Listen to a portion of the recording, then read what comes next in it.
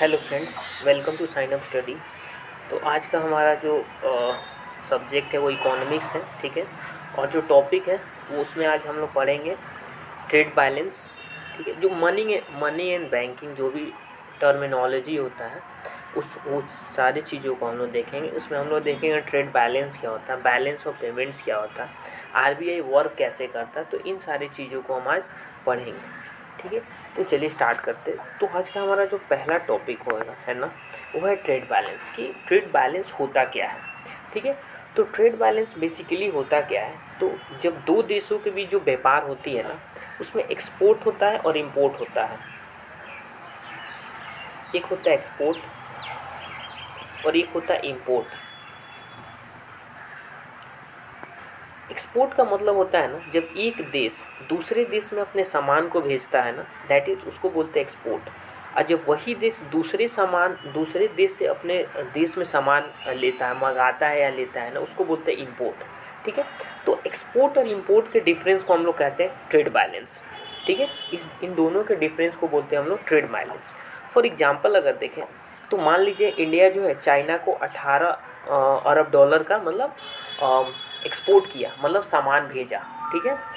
वही अगर इंडिया देखे तो इंडिया जो चाइना से है वो मतलब चाइना ऑलमोस्ट, ये चीज़ तो हमने देखा ही है कि चाइना से ज़्यादा सामान आता है इन कंपैरिजन टू ये कि हम चाइना को कम सामान भेजते हैं, ठीक है, क्योंकि सामान कम जाता ही है चाइना, ठीक है।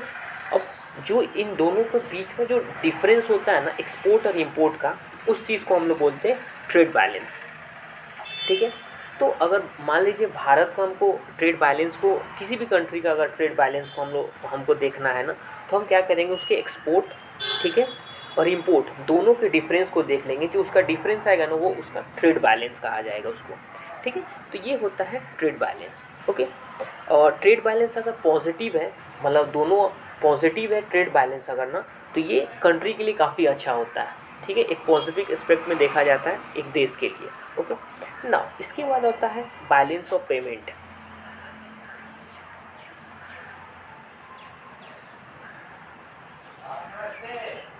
Balance of payment, okay, balance of payment, okay. अब आते हैं हम लोग बैलेंस ऑफ पेमेंट, ओके, कि what is balance of payment. Balance of payment को हिंदी में कहते हैं भुगतान संतुलन। तो भुगतान संतुलन कैसे होता है उस चीज़ को हम लोग देखेंगे। तो भुगतान संतुलन जो होता है वो दो तरह से होता है, दो अकाउंट से होता है। एक होता है करेंट अकाउंट, एक होता है करेंट अकाउंट, एक होता है कैपिटल अकाउंट, ठीक है। एक होता है करेंट अकाउंट, एक होता है कैपिटल अकाउंट, ठीक है।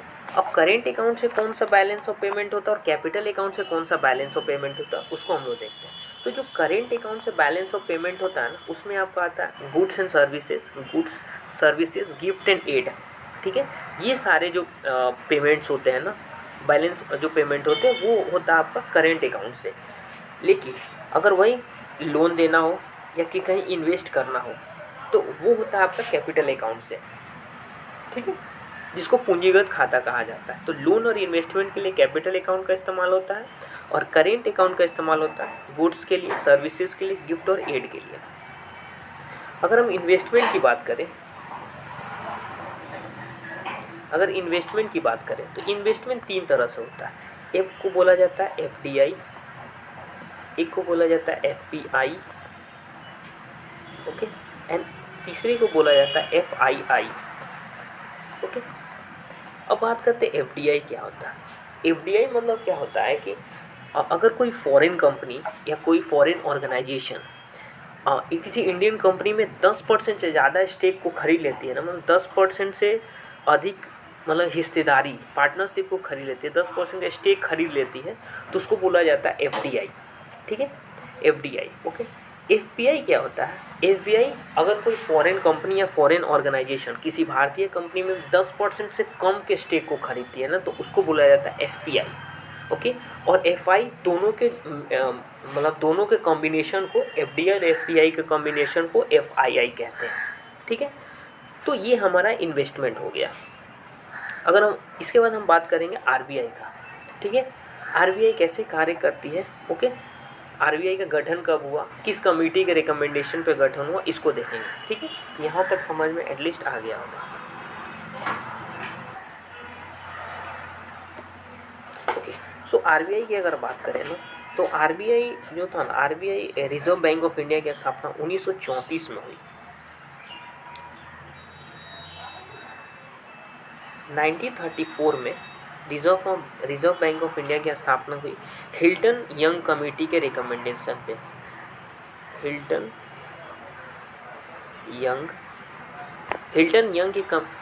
यंग कमेटी के रिकमेंडेशन पे 1934 में, ठीक है।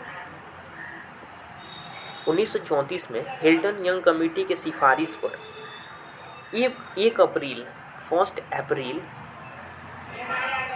1935 को 1934 में हिल्टन यंग कमेटी ने सिफारिश दिया और 1 अप्रैल 1935 को आरबीआई का गठन हुआ, ठीक है। और हिल्टन यंग ने ही इसे सेंट्रल बैंक का क्या बोलते हैं हम लोग, सेंट्रल बैंक का दर्जा दिया था, मतलब कि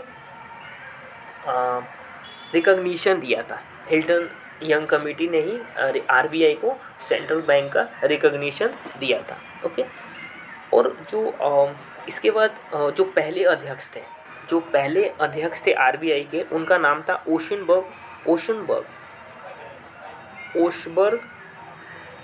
ओशबर्न स्मिथ जो थे वो पहले आरबीआई के अध्यक्ष थे, ठीक है। और पहले भारतीय अध्यक्ष जो थे उनका नाम था सीडी देशमुख साहब। ये तो पहले फॉरेनर थे, ठीक है, जो पहले अध्यक्ष थे, लेकिन पहले भारतीय जो थे उनका नाम था सीडी देशमुख साहब जो थे वो पहले इंडियन प्रेसिडेंट थे आरबीआई के, ठीक है। और वर्तमान में जो है वो शक्तिकांत दास जो है वो गवर्नर है आरबीआई के। अगर हम शुरू में इसकी बात की जाए तो आरबीआई की स्थापना तो 1 अप्रैल 1935 को हुई थी, और उसके बाद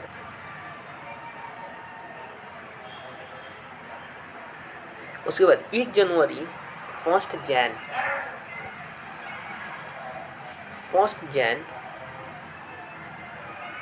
1949 को सरकार ने इसका राष्ट्रीयकरण कर दिया, इसको नेशनलाइज कर दिया, मतलब नेशनल बैंक घोषित कर दिया, ने राष्ट्रीयकरण इसका कर दिया, ठीक है। अब इसका राष्ट्रीयकरण कर दिया और इसका जो हेड क्वार्टर जो बनाया ना, वो मुंबई में इसका हेड क्वार्टर बना, ठीक है। उसके बाद इसका 4 रीजनल ऑफिस बने, 4 रीजनल ऑफिस बने। उन 4 रीजनल ऑफिस में कौन कौन सा था, आपका दिल्ली था, कोलकाता था, ठीक है, चेन्नई था, ठीक है, और एक मुंबई था। तो 4 रीजनल ऑफिस बने किसका, तो रिजर्व बैंक ऑफ इंडिया के, और उसका हेड क्वार्टर जो था मुंबई था, 4 रीजनल ऑफिस थे, ओके। इसका जो फॉरेन में जो इसका ऑफिस था ना वो लंदन में है। इसका जो आरबीआई का जो फॉरेन में ऑफिस का है तो लंदन में, यूके के कैपिटल लंदन में जो है इसका फॉरेन ऑफिस है, मतलब विदेशों में इसका ऑफिस जो है वो लंदन में है, ओके। अब जो आरबीआई है वो हर एक राज्य मतलब स्टेट के हर एक फिनेंशियल लेन देन जितने भी होते हैं ना उसको देखती है। लेकिन एक स्टेट है, एक यूटी, अभी करेंटली उसको यूटी बनाया गया, जम्मू कश्मीर के लेन देन को एसबीआई देखती है, यानी स्टेट बैंक ऑफ इंडिया जो है ना जम्मू कश्मीर के जितने भी ट्रांजैक्शंस होते हैं उसको देखती है, ठीक है। आरबीआई का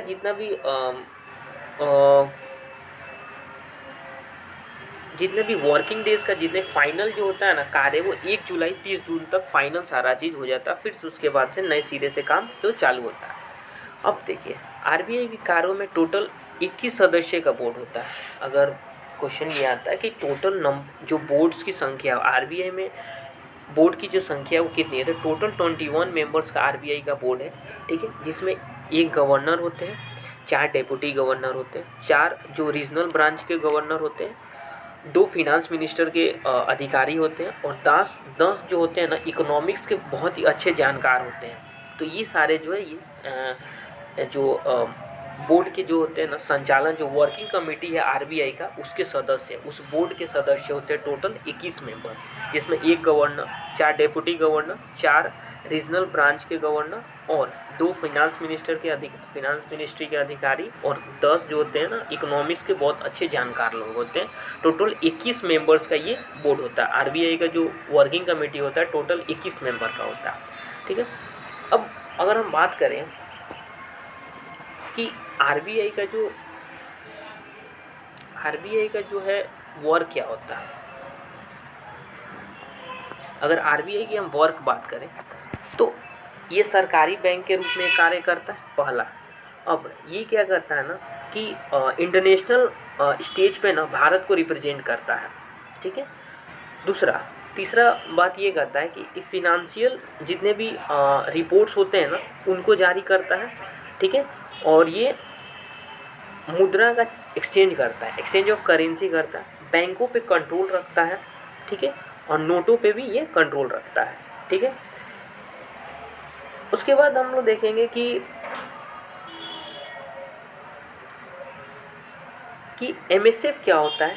अब इसके बाद ये हो गया वर्किंग। अब आज हम देखते हैं कि बैंक जो है ना अलग अलग रेट से अलग अलग चीज़ें, जैसे कि बैंक यूज़ करते हैं repo rate, reverse repo rate, ये सब क्या होता है। ठीक है, सो सबसे पहला जो आता है ना कि पहली बात तो ये क्रेडिट कंट्रोल के लिए क्या क्या मेथड होते हैं। तो क्रेडिट कंट्रोल होता क्या है, credit not credit, it's credit control. इसका मतलब होता है कि बाज़ार में लिक्विडिटी को कंट्रोल करने के लिए ना क्रेडिट कंट्रोल किया जाता है। जो बाज़ार की लिक्विडिटी है ना उसको कौन कंट्रोल करता है, तो हिंदी में बोलते हैं साख नियंत्रण, जिसको क्रेडिट कंट्रोल कहा जाता है। वो जो है वो बाज़ार के जो लिक्विडिटी होता है, मार्केट लिक्विडिटी को कंट्रोल करता है। ठीक है, इसके लिए आरबीआई का जो मॉनेटरी पॉलिसी है, मॉनेटरी पॉलिसी को अपनाती है। इसके अंतर्गत, इस मॉनेटरी पॉलिसी के अंतर्गत ना बहुत सारे, जैसे एमएसएफ आता है, रेपो रेट आता है, बैंक रेट आता है, सीआरआर जैसे कैश रिजर्व रेशियो आता है, उसके बाद एसएलआर स्टैट्यूटरी लिक्विडिटी रेशियो। तो ये सारे जो है ना वो साख नियंत्रण यानी क्रेडिट कंट्रोल के अंडर आते हैं। ठीक है, जिसको आरबीआई कंट्रोल करता है अकॉर्डिंग टू मॉनेटरी पॉलिसी के द्वारा। ओके, अगर हम बात करें कि एमएसएफ क्या होता है, मार्जिनल स्टैंडिंग फैसिलिटी क्या होता है एमएसएफ, तो एमएसएफ क्या होता है, आरबीआई जो बैंकों को एक दिन के लिए जिस रेट पर क्या देती है, लोन देती है ना, जिस रेट से आरबीआई बैंकों को एक दिन के लिए लोन देती है ना, उसको हम लोग बोलते हैं एमएसएफ, उसको बोला जाता है मार्जिनल स्टैंडिंग फैसिलिटी। ठीक है,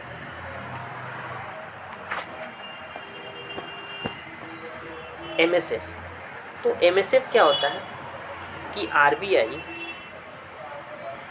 एक दिन के लिए जिस रेट ऑफ इंटरेस्ट पे बैंक को लोन देती है ना उसको एमएसएफ कहा गया है, उसको एमएसएफ कहते हैं। ठीक है, जो अगला है वो है बैंक रेट। बैंक रेट किसको बोलते हैं, बैंक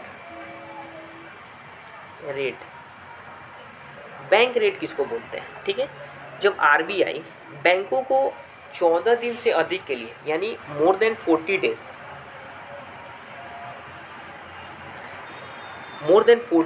मतलब 14 दिन से ज़्यादा के लिए अगर लोन देती है ना, तो उसके लिए वो कौन सा रेट चार्ज करती है, तो वो किस रेट पे देती है, तो उसको बैंक रेट कहा जाता है। जिस रेट ऑफ इंटरेस्ट पे वो लोन देती है ना उसको बैंक रेट कहते हैं। मोर देन 14 डेज मतलब 14 दिन के से अधिक के लिए। उसके बाद बैंक जो लगाती है, नेक्स्ट है reverse repo rate. Reverse repo rate क्या होता है, ठीक है, तो रिवर्स रेपो रेट क्या होता है कि जब बैंक के बाद जो बैंक अपना एक्स्ट्रा जो मनी है ना आरबीआई के पास रख देती है, जो बैंक के पास एक्स्ट्रा पैसे होते हैं जब वो आरबीआई के पास रखते हैं, तो आरबीआई उस पैसे पे ना कुछ इंटरेस्ट देती है, तो उसको बोला जाता है रिवर्स रेपो रेट। ठीक है, उसको बोला जाता है रिवर्स रेपो रेट। उसके बाद आता है रेपो रेट। रेपो रेट क्या होता है, ठीक है, रेपो रेट क्या होता है, आरबीआई जब बैंकों को 2 से 14 दिन के लिए जिस दर पे लोन देती है ना, आरबीआई जब बैंकों को 2 से 14 दिन यानी 2 से 14 दिन के लिए जिस रेट ऑफ इंटरेस्ट पे वो लोन देती है ना उसको रेपो रेट कहा जाता है। ठीक है, उसको हम लोग रेपो रेट कहते हैं। उसके बाद आता है CRR यानी cash reserve ratio. Cash reserve ratio यानी CRR। CRR का मतलब क्या होता है कि अब देखो, जितना भी बैंक में पैसा जमा हुआ है उस कुल जमा का 4% RBI के पास, अगर मान लो कि किसी बैंक में 50 लाख टोटल डिपॉजिट हुआ तो उस 50 लाख में से 4% जो है ना वो RBI के पास रखना पड़ता है, जिस पे कोई ब्याज RBI कोई ब्याज नहीं देती है। इसको बोला जाता है कैश रिजर्व रेशियो। मीन्स कि नगद जो रिजर्व मनी है ना बैंक के पास, उसको 4%, उसका 4% RBI के पास रखना पड़ता है, जिस पे RBI कोई ब्याज नहीं देती। उसको बोला जाता है कैश रिजर्व रेशियो। ओके,